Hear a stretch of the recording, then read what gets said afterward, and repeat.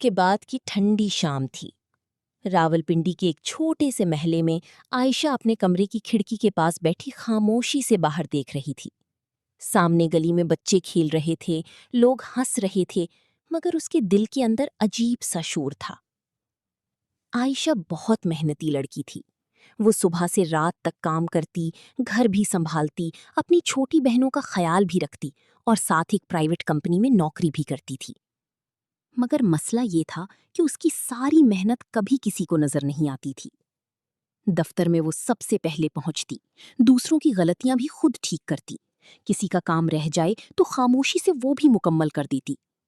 لیکن اس کے باس کے پاس ہمیشہ شکایت ہی ہوتی، عائشہ تم کافی تیز نہیں ہو، یہ پریزنٹیشن اتنی اچھی نہیں بنی، دیکھو باقی لوگ کتنے سمارٹ ہیں۔ وہ ہر دفعہ خاموش ہو جاتی، دل میں سوچتی میں آخر اور کیا کروں۔ ایک دن دفتر میں نئی لڑکی آئی، نام تھا مہر۔ وہ نہ عائشہ جتنی محنتی تھی، نہ اتنی تجربہ کار، مگر سب اس کی تعریف کرتے تھے۔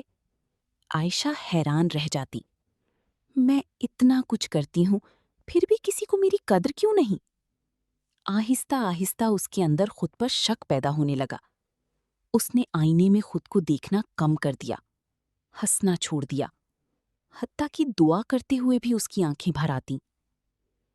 ایک رات اس کی امی اس کے پاس آئیں۔ انہوں نے دیکھا کہ عائشہ خاموش بیٹھی ہے۔ امی نے نرمی سے پوچھا، کیا ہوا بیٹا؟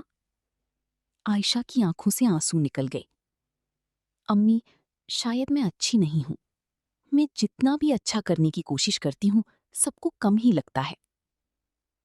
اس کی امی خاموشی سے اس کے پاس بیٹھ گئیں، پھر بولی، بیٹا کبھی کسی بنجر زمین میں پھول اگانے کی کوشش دیکھی ہے؟ عائشہ نے حیرت سے دیکھا۔ امی بولی، پھول میں کوئی کمی نہیں ہوتی، کبھی کبھی زمین غلط ہوتی ہے۔ یہ جملہ عائشہ کے دل میں کہیں اتر گیا۔ کچھ دن بعد اس نے وہ نوکری چھوڑ دی۔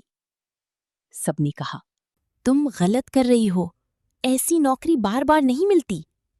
مگر پہلی بار اس نے اپنے دل کی سنی۔